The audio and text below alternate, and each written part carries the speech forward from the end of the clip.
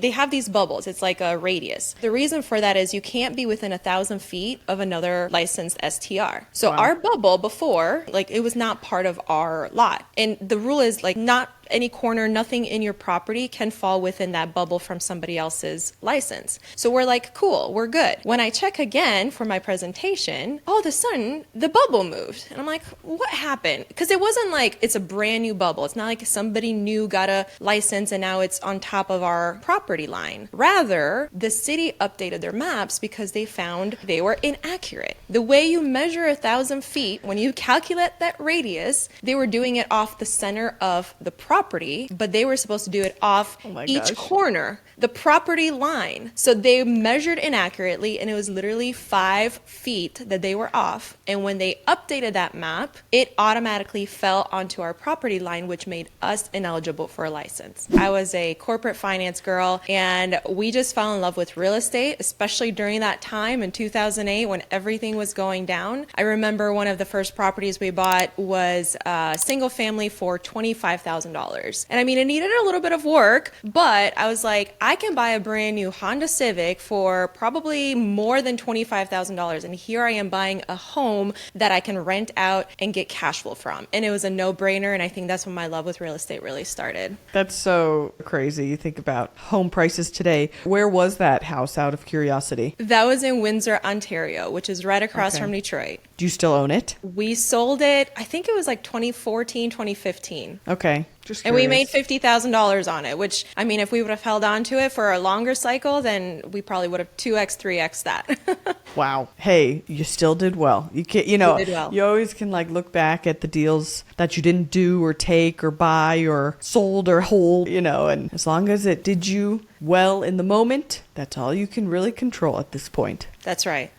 So what got you into short-term rentals? We started doing real estate way back then. Eventually we were doing flips, long-term rentals, private money lending, but these were all very tiny homes. They were just average homes, I should say. And they were great. They helped us get to the point where I could retire from my corporate career. We were very successful, did very well. And then we moved to the US. It was right after COVID. I had met a friend. She was telling me about Las Vegas market and how it's booming. And it piqued my interest from a real estate standpoint. And I never thought I would go into Airbnbs. I never thought I would go into vacation rental, short-term rentals. But when she was telling me about this opportunity, I thought, hey, here's a way I can own really cool homes that I would like to buy myself. Because the homes that we were flipping in Canada, I mean, they were great homes, but they were starter homes, right? At this point, I'd like to live in something a little bit nicer, a little bit more luxurious, because that's why we work so hard, is so we can have those luxuries in life. And so when I was looking at these properties in Las Vegas, I said, hey, this is a great opportunity to get in, to get cash flow. Although I'm not really in it for the cash flow, I'm in it for the long-term equity growth. Because just like I mentioned with that house, $25,000, had I held on to it for 15 years instead of 7 years or 8 years, whatever it was, I probably would have made more money on it. So I want to be in it for the long term.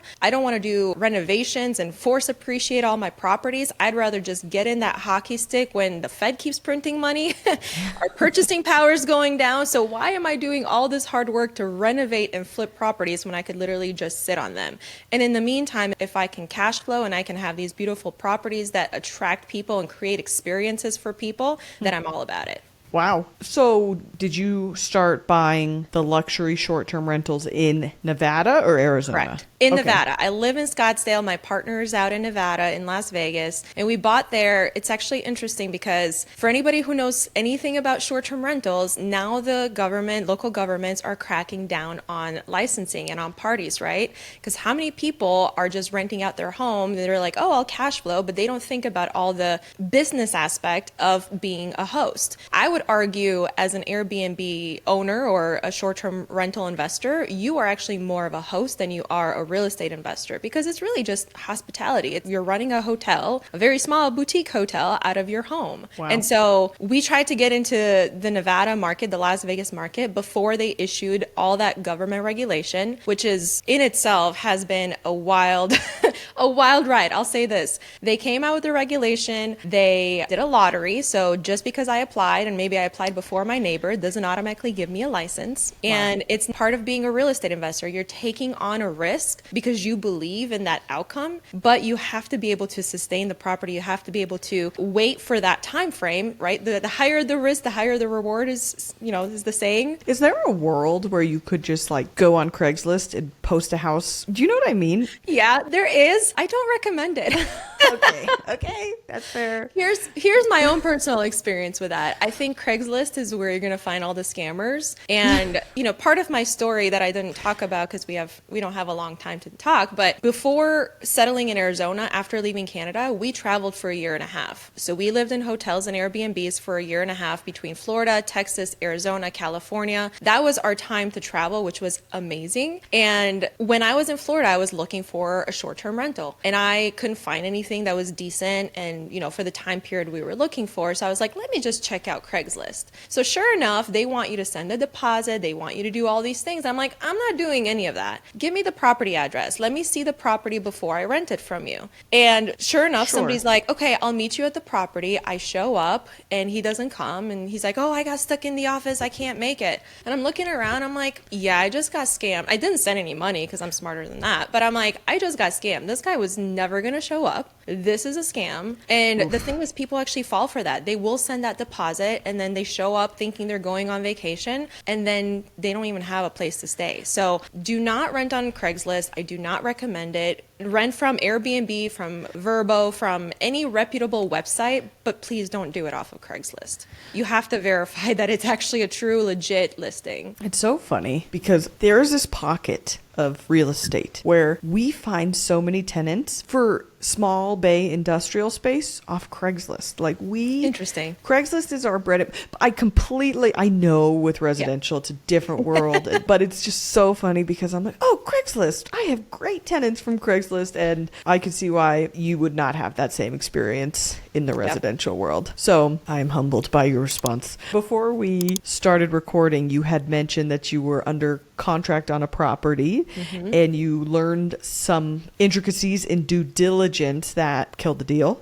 Yeah. Can you tell us that story? Yeah, so like I mentioned in Las Vegas, you can't have a licensed property yet. So we've been doing midterm rentals while we're waiting for this process. But in Henderson County, which for those of you who are familiar with the greater Las Vegas market, it's right next door. It's 20 minutes to the Strip. My partner found a property that we put under contract. The way that the city of Henderson works is they have a map online. Their regulations and their licensing process started in 2021, and that's when they started issuing the licenses. And there's a map that you can go and see, okay, this property falls within an allowable area or this property does not. So you can basically verify based on that. So sure enough, we put in the address of the property we found. It's available. We can get a license on this property. Sweet. So we're doing our due diligence. We are talking to our lender, getting the financing. I'm talking to prospective investors to bring them in. And about a week and a half after we went under contract, I was putting together actually a presentation for investors. I said, let me tell them how confident I am that we can get this license. So I go to the website, I take a screenshot. I'm like, hold on a second. Our property before, when we looked at this a week ago, our property, so they have these bubbles. It's like a radius. The reason for that is you can't be within 1,000 feet of another licensed STR. So our bubble before, it was not part of our lot. And the rule is not any corner, nothing in your property can fall within that bubble from somebody else's license. So we're like, cool, we're good. When I check again for my presentation, all of a sudden the bubble moved. And I'm like, what happened? Because it wasn't like it's a brand new bubble. It's not like somebody new got a license and now it's on top of our property line. Rather, the city updated their maps because they found they were inaccurate. The way you measure 1,000 feet, when you calculate that radius, they were doing it off the center of the property, but they were supposed to do it off each corner, the property line. So they measured inaccurately and it was literally 5 feet that they were off. And when they updated that map, it automatically fell onto our property line, which made us ineligible for a license. And I'm so grateful that this happened while we were under due diligence, so we can get our money back, we can get the earnest money back.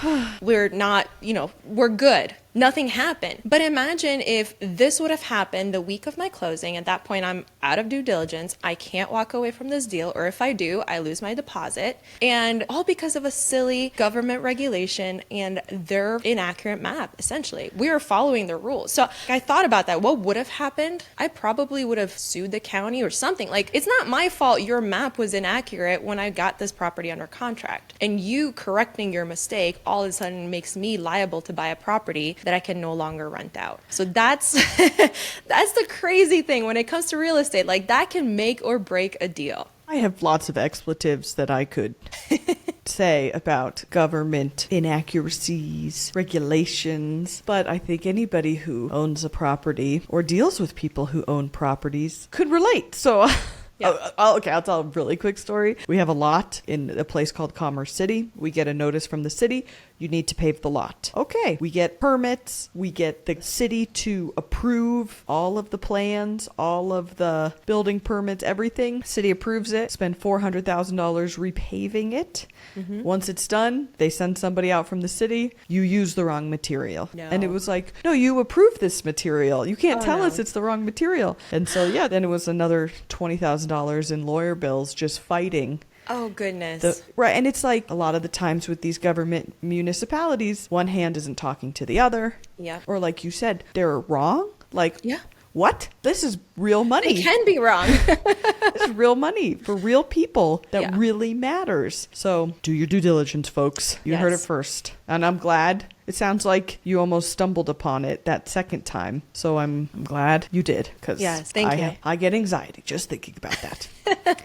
So, Andrea, what makes you happy in your day-to-day in real estate? Honestly, for me, it's all about having a positive outcome for my investors. So when I'm winning, I don't want to win alone. I want to win with my investors. I like going to visit my luxury properties. It's fun. We actually had events where we brought in the investors and we let them just stay at the property and just had a good time, had a party for them. That's what it's all about. It's building community. And I just want to build community, and that's what makes me happy, is when we can come together, collaborate without ego, and win together. I don't want to compete with other women. I don't want to compete with anyone, but especially with women. I want us to collaborate. I want us to work together. If I'm winning, I want other women to win with me. There's enough real estate to go around for us all to win.